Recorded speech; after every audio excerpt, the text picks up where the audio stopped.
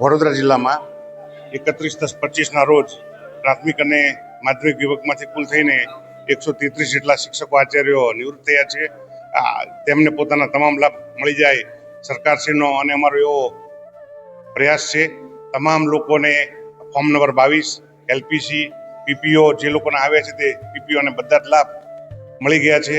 આના કારણે વડોદરા જિલ્લાના તમામ શિક્ષકો અને આચાર્યોમાં ખુશીનો માહોલ છે.